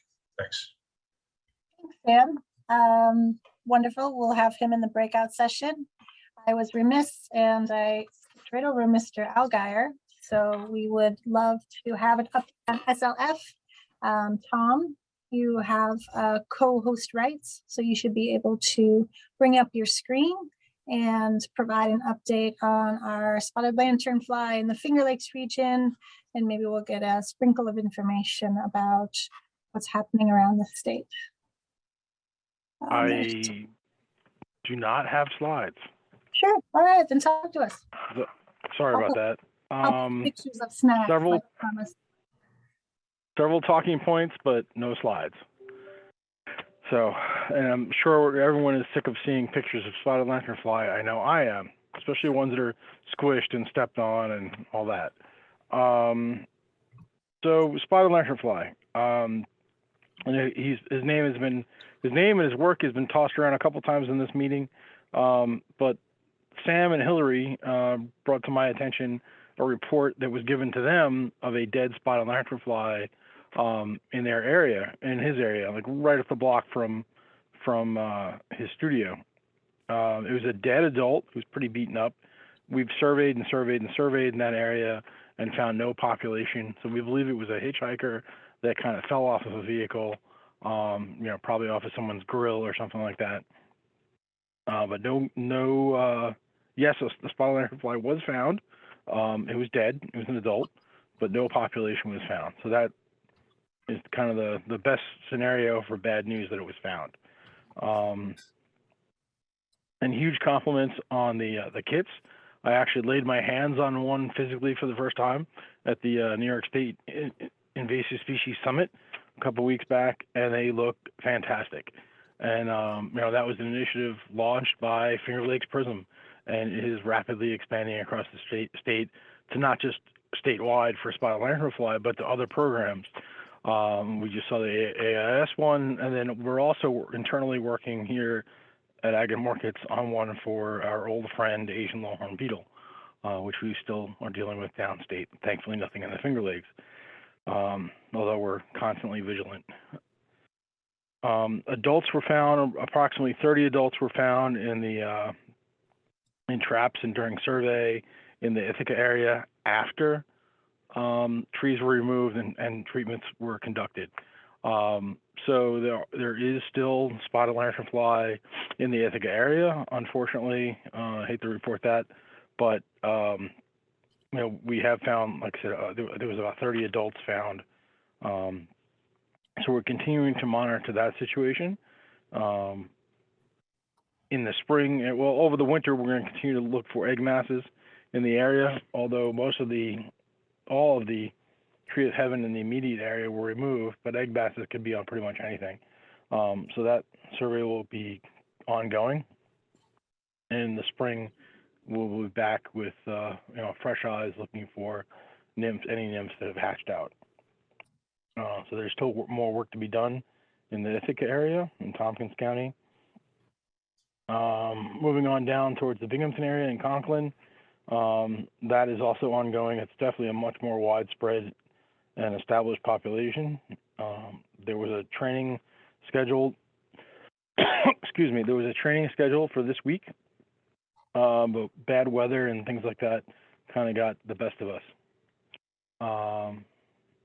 I didn't know there was going to be snacks. I know, I said it in the email. All right, so in the Conklin area, things are ongoing. As I mentioned, it's definitely a more established population. We have not treated that area yet, but we were looking at treating. We'd hoped to treat before it got too cold. That did not happen. The contractor was backed up, the same contractor that treated in Tompkins County.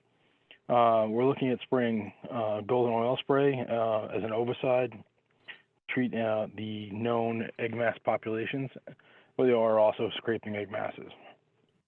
So the survey training was canceled for now. It was really postponed until the spring. So keep that on your kind of radar. I know Western New York Prism kind of initiated that, and they were kind of teaming up with Finger Lakes. I hope that partnership can continue in the spring. Internally, so it somewhat relates to spotted lanternfly. Internally within AGM, we are reconfiguring our regions. Whatever Hillary was coughing about earlier, I think she passed it to me virtually. Our staffing and supervisors and regions are changing. We do this just to keep people on their toes. No, really, it's just to meet the needs of the state a little bit better. So in the Finger Lakes area, some people will still remain, we'll have 2 inspectors that remain in what was our Region 4. We're splitting it into a new Region 5. So all of Region 4 will be kind of split into 2 regions now. One will be supervised by the current supervisor, Jackie Johnson. Some of you may be familiar with Jackie. Patty Sirzenga, who has been a supervisor for us, but has been working on European cherry fruit fly and plum pox virus, will supervise the other horticulture inspectors in the new Region 4. We'll be adding 2 new inspectors to both of those regions, 4 and 5. So that's in addition to the 4 that are currently there. So they'll have 4 inspectors for each of those 2 new regions to kind of cover that critical area a little bit better. And this does not count seasonal employees such as assistant horticulture inspectors. These are full-time horticulture inspectors stationed in those areas. The new supervisor, or I shouldn't say new, she's not a new supervisor, but the supervisor that will be supervising the new Region 4 will be based in Newfane. And then we're also hiring 1 administrative personnel to work in the Newfane office to help out there. So Finger Lakes is getting, the whole region actually, Western New York and Finger Lakes, is getting an influx of new boots on the ground from our standpoint. We're a much smaller agency than DEC and some others like DOT, but we do have a few more people contributing to the fight. It was talked about earlier about trapping. Statewide, we're adding an additional 2,000 traps next year. That's in addition to all the traps that we've put out this year. So AGM alone, not counting the ones purchased by the prisms or by DEC or USDA, Ag and Markets will be adding approximately 2,000 new traps statewide. And the 2 areas that we're most concerned with for obvious reasons are the Finger Lakes and Long Island, both of them great producing areas.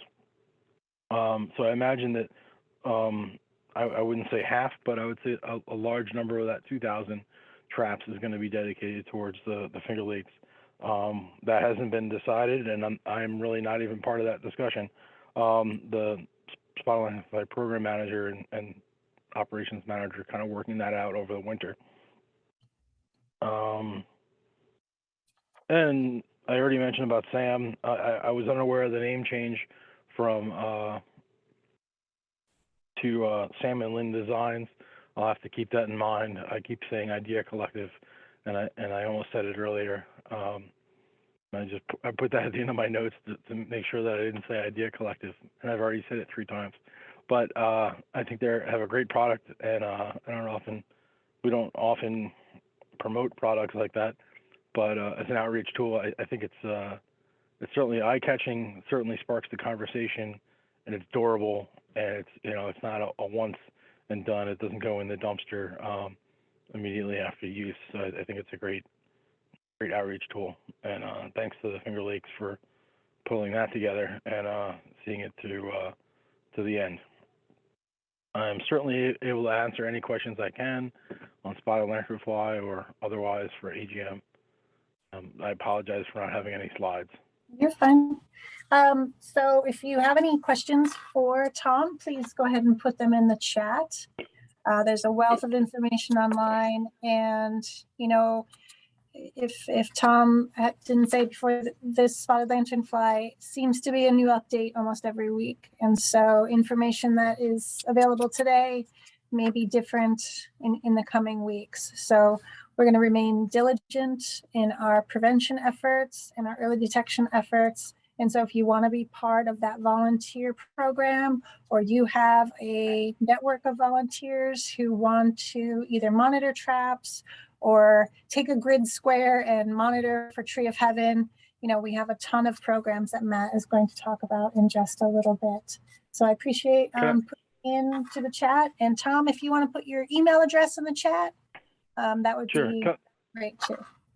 I just want to add two quick things. I know we are definitely continuing the Claim a Grid Square project with IMAP invasives. I'm sure you'll hear more about that in the coming months. But we are working together. We met earlier this week on how to continue that project. And then also, you touched on something else to do with spotted lanternfly. I just drew a total blank. The updated materials. So the best place to get the most updated material information is the Cornell IPM spotted lanternfly site. The map was recently updated to include Suffolk County, so that brings the total count up to 13 counties that now have populations of spotted lanternfly. Keep in mind, it's not the entire county in most situations, such as in Tompkins County. It's not the entire county, but it's a population within that county. Where other counties like Richmond County, which is Staten Island, the entire county, and every kilometer that we've surveyed has spotted lanternfly. So don't let the map scare you as much as, you know, the shaded counties can kind of throw people off and want to throw their hands up, but it's really not as bad as it looks when you drill down a little bit. So, thanks. Thank you, Tom. So I saw Maria put a comment in the chat box. Please go ahead and put your questions for Tom in there. Tom will put his email address. If you have any questions, he'd be happy to answer them. So at this point, we'll move on to Mr. David Carr, who is the Starry Stonewort Program Manager. And Dave, I can run the slides if you want to just tell me to advance. Sure. Hello, everybody. Glad to be here. Glad to see so many people here. This is fantastic. Yeah, Hillary, go ahead and click once or twice. Yeah, that's good. So the Starry Stonewort Collaborative is wrapping up. We're at the end of our funding. We want to thank the Environmental Protection Agency, Great Lakes Restoration Initiative, the funding, and we came to the end of that. Just the way it is with grants, we used it all up, so that's good. So the last few months, you know, it's been a lot of wrap up and cleaning things up, and we're transitioning some of the stuff as we can, you know, resources we've collected and things to Finger Lakes Prism, so it'll be available into, you know, the long term. So we're still working on that. The starrystonewort.org website will be up is for another year, I hope. If you notice there, I've got this thing that says /publications.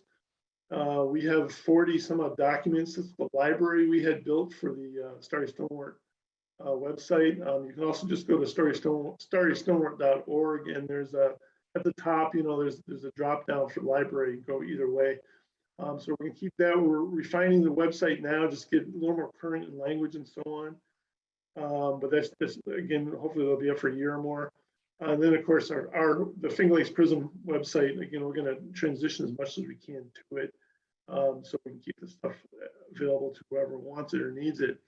As far as resources, on the right there is a cover shot of management guide. This has been kind of long coming. We're working on it.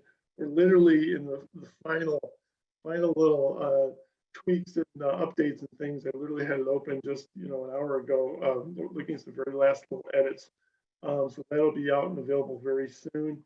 It's kind of a, you know, through the collaborative, it was our job to kind of, you know, promote information transfer between everybody, and that meant relying a lot on the experts. So we talk to the experts constantly in various areas of Starry Stonewort. And so this management guide is basically, we try to compile the most prevalent management and control techniques available today and give little case studies as best we could for all of them. It would be wonderful if, you know, next week somebody said, no, there's one here that's better. Because there's a tremendous amount of research being going on in Starry Stonewort. You know, the bad news is, like many invasives, there's no real way known yet to completely remove, get rid of Starry Stonewort. It's there once it gets established, except for the potential of what Keith Gray was talking about.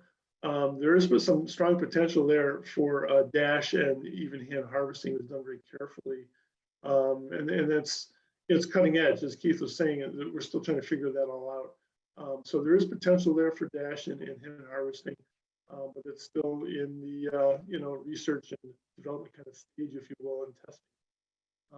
But other than that, it's real hard to get rid of. Next slide, please.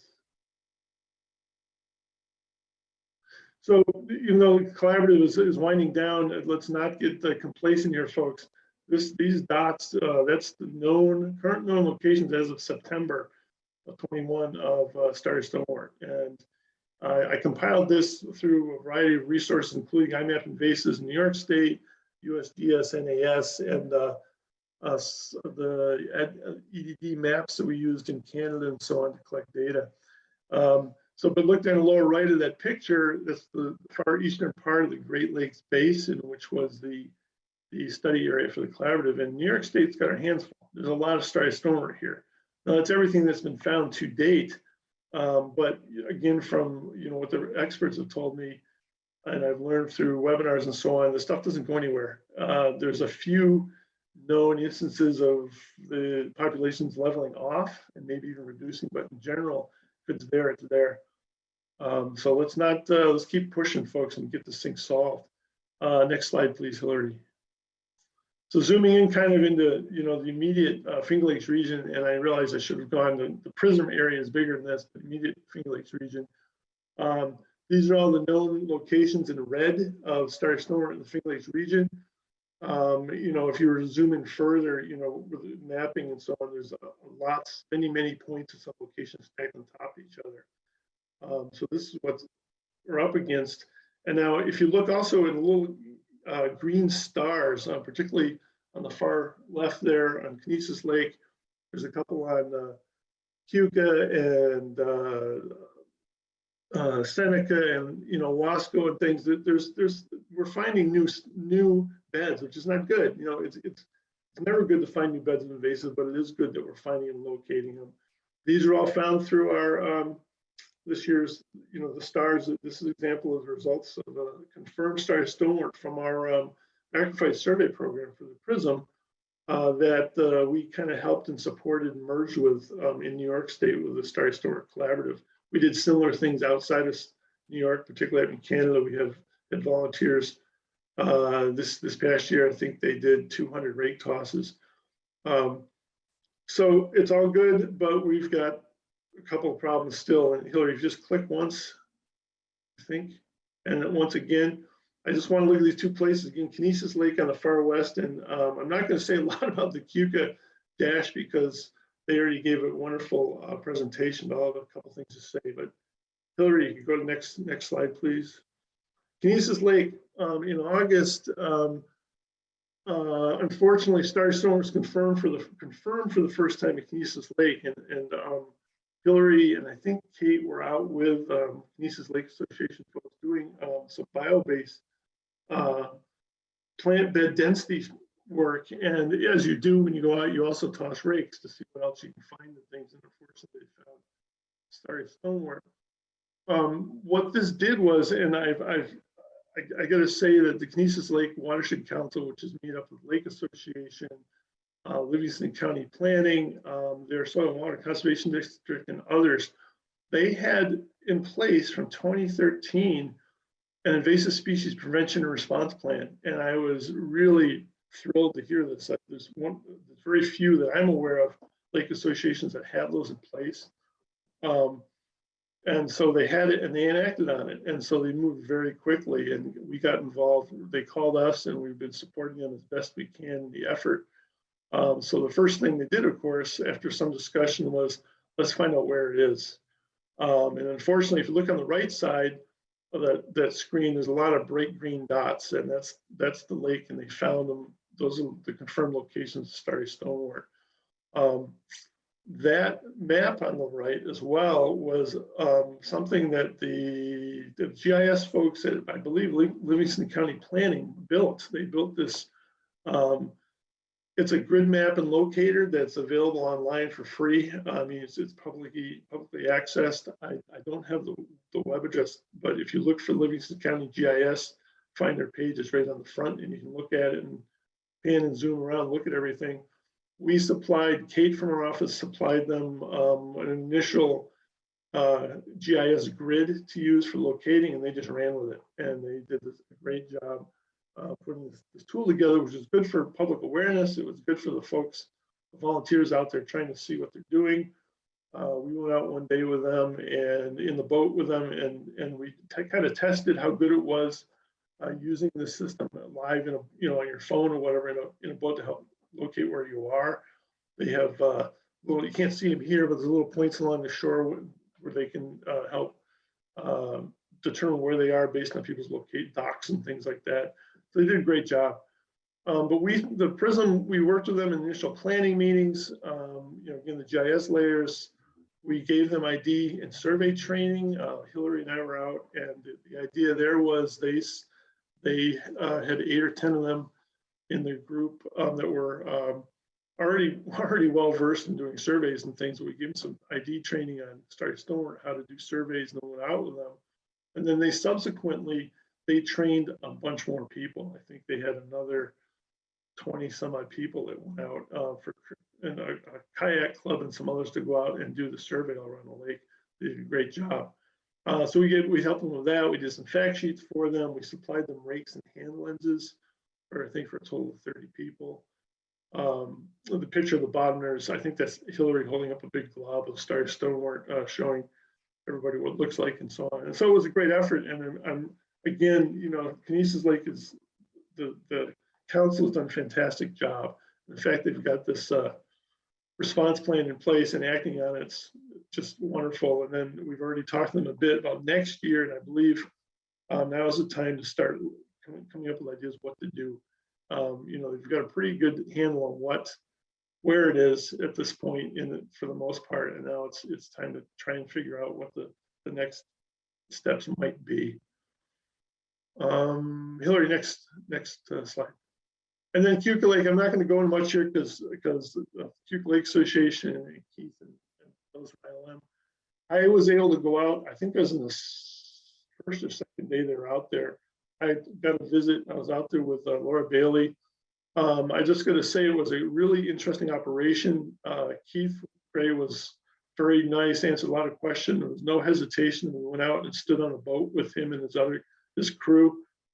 Shoulder to shoulder, just watching how this all worked. It was very interesting. I'm a geek, I admit it, but I was fascinated watching this. It was done really well. And I just want to say the bottom bullet I have here that they talked about already is just a win-win in my opinion. I was talking to Keith. They had already learned. I don't think DEC had been there yet when I was there, and he was going to talk to them just as he described of, looking at the permit maybe for future, doing macroalgaes with dash, possibly, modifying it a little bit because it's more efficient and more effective. So it's just a win-win all the way around. I think it was a good project, and having open discussions with DEC like that is just helpful for everybody, because this is really, as he said, is pretty much cutting edge. I'm not sure how much of this has been done for Starry Stonewort, particularly in New York State. So that's all I've got pretty much. I will be available for questions in the breakout. If anybody has it, we can talk then more about Starry Stonewort. Great, Dave. Thank you so much. And again, in a few minutes, we'll set out the breakout sessions after the last couple presentations, and then you can dive even deeper into Starry Stonewort if you like. So next up, we are going to have Kate Monticelli, our Hydrilla project manager, discuss the field season and provide updates. Thanks, Hillary. So yeah, we'll dive right in. We are fortunate enough to be able to work with a few interns from ESF funded through the DEC. So that essentially doubled the size of our field crew. And so these are all the happy faces we got to work with this summer. Next slide. Over the course of our field season from June through about mid-November, we were out on the water sampling and doing lots of plant surveys, trying to look for hydrilla and also taking note of any other aquatic invasive plant that we found. The field crew was able to do surveys across 14 water bodies in the Finger Lakes PRISM region. did over 18,000 rake tosses, 91 days in the field. No new hydrilla populations were found, though we did have a few detections. They were within known populations, all on Cayuga Lake. Next slide. We're still kind of reviewing QA/QCing our data. So these aren't the firmest plant numbers that we will have, but through the end of October, we'd identified about 32 macrophyte species, though that does include unknown species, general algae, or kind of lumped together native pondweed species. The bar chart shows the top 10 most frequently observed species for this year. And it's pretty consistent with what we've seen in other years. The most frequent species we see is really eelgrass across the region. And the most frequent invasive species tends to be Eurasian water milfoil, though that's pretty close with starry stonewort. We also estimate the abundance of the plants that come up on our rakes during rake toss sampling. So a third of our rake tosses actually have no macrophytes on them. So that tells me that, you know, yes, there are weed beds, but they are very patchy and they're not widespread. Next slide. I think it had been mentioned previously, but we also did some hydroacoustic data collection. So using a transducer that's installed on FLI's motorboat, we're able to record sonar logs. And those are uploaded to a website called Biomass, where they're processed, and then data is returned back to us, where we can make maps showing water depth, bottom hardness, and biovolume, or the percentage of the water column that's filled with plant material. Not species specific, but does show kind of hotspots of plants and in environmental conditions where they're growing. So we sampled, kind of targeted marinas and boat launches for these surveys. We sampled 6 water bodies during the months of August and September. So we did do rake tosses along with that and collected some water quality data. So those data are being reviewed and processed currently. So I don't have results of those quite yet, but next slide. I think I do have some example maps. So Sam is working with another one of our staff to process our bio-based data using R and coming up with maps that look like this of our bio-based data. And so we will overlay our plant data on top of this to determine, you know, what's good habitat, and can we correlate any certain species with the environmental conditions that we're finding. Next slide. So I'll talk about the 2 areas where we've coordinated hydrilla control. There are other populations that are currently being controlled, but these are the ones that I will speak to today. Next slide. And one more. So King Ferry on Cayuga Lake. So this population, just kind of really quick history of it. It was found late fall of 2018. We're able to go through a permitting process and dredge this tiny area that is mostly within an enclosed marina to remove the hydrilla tubers. So we could only do this because the lake levels were low over the winter, and it was a very, very small enclosed population. There was a follow-up chemical treatment. Hydrilla did regrow alongside the dock wall where we could not dredge. But since that contact herbicide treatment, we've been monitoring the site, and no hydrilla has been detected the past 2 field seasons. So calling that a win. Next slide. The other population is in Lansing, again on Kuka Lake in a private marina. Next slide. Just a bit south from the King Ferry infestation. This population was found late summer of 2019. It was treated with a contact herbicide that fall, and then the past 2 summers it has been treated with a different systemic herbicide. And it is reducing the population. So at this point, we are continuing to treat whatever comes up from the propagule bank that's in that marina. So just trying to deplete that population. Next slide.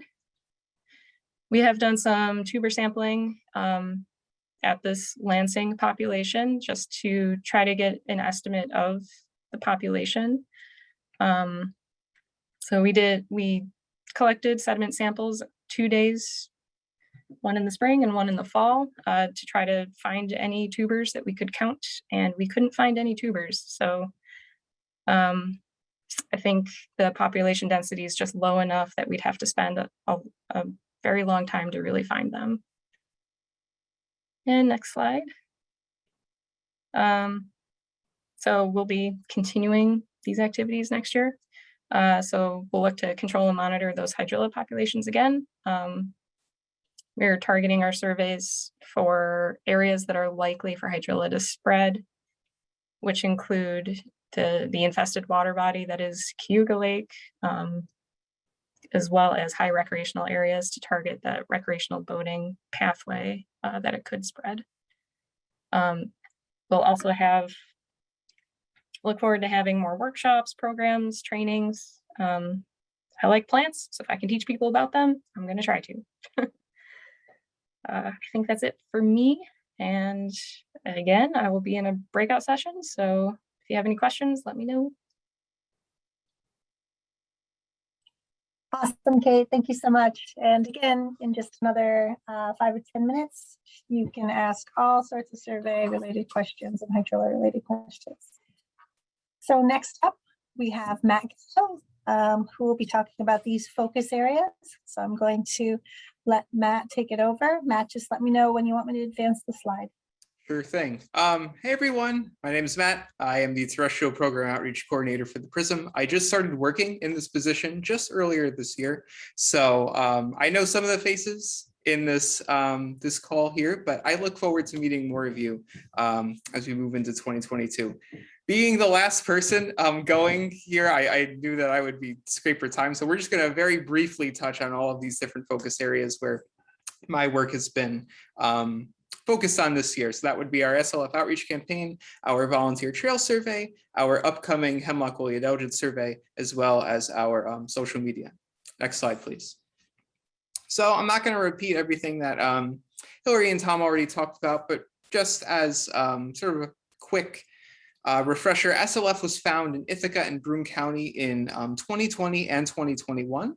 And while the state has been doing a great job in terms of the eradication of SLF in those areas, our focus really shifted to how do we prevent spotted lanternfly from spreading to the 15 other counties in the Finger Lakes PRISM. And with that, we knew that we needed to dramatically increase our education and outreach efforts. And just like what Hillary was talking about before, we worked with a couple of different partners to fund the creation of a lot of really cool spotted lanternfly outreach materials. So we created posters, magnets, wine tags, door tags, really, really awesome stuff, visually striking stuff. Next slide, please. And so far, that outreach campaign has been really, really successful. We have distributed over 7,000 spotted lanternfly outreach materials, and you could see on this this map here as to where those materials are going.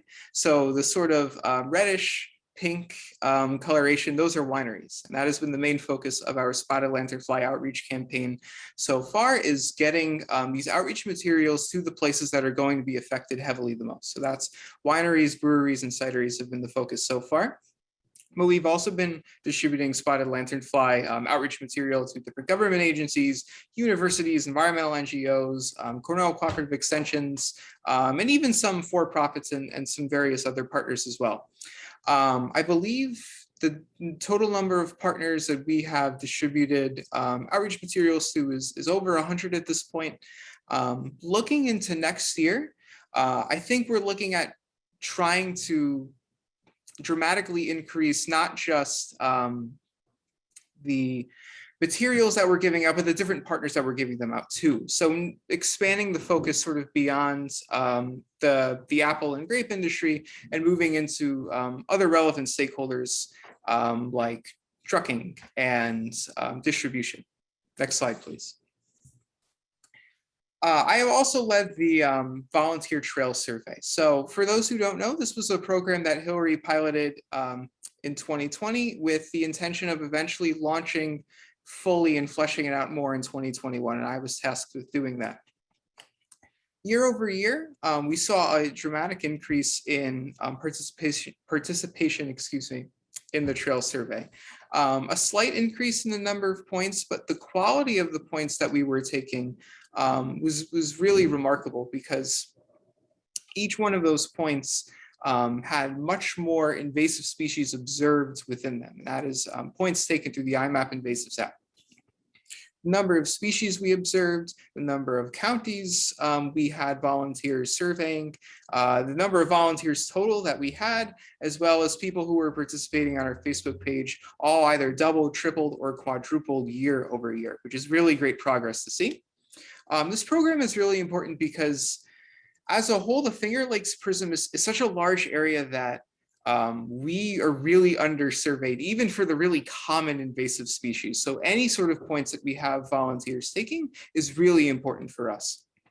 Based on the points that volunteers were taking, if you look at the little pie chart in the top right there, you can see most of what people were finding were the common invasive species that you would see on any trail in New York. So the top 10 invasive species that we found made up about 2/3 of all of the points gathered. So, and this is multiflora rose, swallowwort, autumn olive, garlic mustard, buckthorn. And so even though it might seem that finding, another stand of multiflora rose isn't really as useful as maybe finding a spotted lanternfly population, it's still really important because we have a lot of gaps to fill when it comes to knowledge of where everything is in our region. Next slide, please. Just briefly touching on our social media, I took control of our social media accounts in early 2021. So we have a Facebook, a Twitter, and an Instagram account. And I just sought to make our social media more engaging and useful for partners, because one of the best ways that we can spread the word about invasive species is if we're having a dynamic social media experience for our users, then partners are able to use that. We're able to amplify that message to way more people than we would ever be able to for just distributing outreach materials, right? The focus for sort of 2021 was really trying to strike a balance between having things be informative and having things be engaging, right? Because the most engaging content that you have on social media that we all use is stuff that's funny, right? So how do you strike a balance between being able to make something that people are going to really like and something that people are going to take something away from? That sort of dynamic is played out in the two example posts that I have here with the Tree of Heaven little infographic I created comparing it to native species that are lookalikes, as well as our recent Thanksgiving post about spotted lanternfly, their little pilgrim hats on there.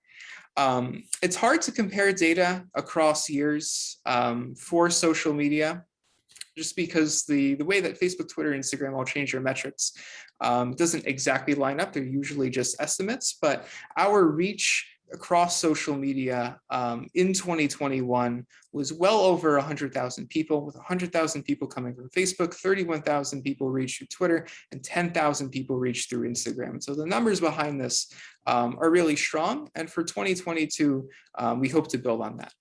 Next slide, please.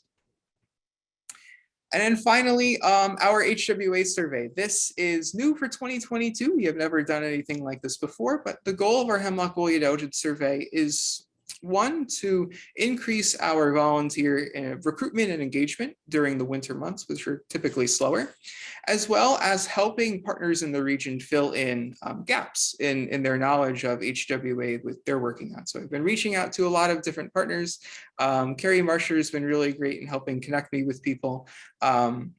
But the idea of this is that it's sort of going to be loosely based on what we've already been doing with the trail survey, where we have people go out and survey on their own. But I'd really like to incorporate for our HWA survey more of an in-person component to it. So we're looking at setting up HWA workshops throughout the region, and the partners I've already been talking to about this have been really, really interested. So this is looking like it's going to be a really great program. It's expected to launch in January, and we're going to continue it throughout February and March and possibly beyond if we get enough interest. That's pretty much all I got. I'll hand the reins back over to Hillary, and if anyone has any questions, I'd be happy to talk more about it in the breakout session. Thank you so much, Matt. That was a wonderfully amazing briefing of all the activities that we've got going on here in the terrestrial program that you're leading, and so I appreciate that. And at this point, I'm going to open up 4 different rooms that you can choose to participate in. One will be a Starry Stonewort room, one will be AIS general programs with Sam, one will be AIS survey and hydrilla, that'll be with Kate, and then a terrestrial SLF trail survey focus will be Matt. Know that I couldn't write out the whole name because it's character limited, so you should be able to get an idea of who is running who. So I'm going to open the rooms now, and you should be able to pick a room if you'd like to stay on and ask questions of people. Otherwise, you know, you can stay here and I can talk to you. I'll be bouncing back and forth across rooms. And if you choose to end your time here at the full partner meeting, I want to say thank you for participating today, and I wish you a wonderful holiday season. There are a number of holidays that have passed and are coming up. So I hope that you celebrate and enjoy a safe and healthy December and a happy new year. And we look forward to working with you in 2022.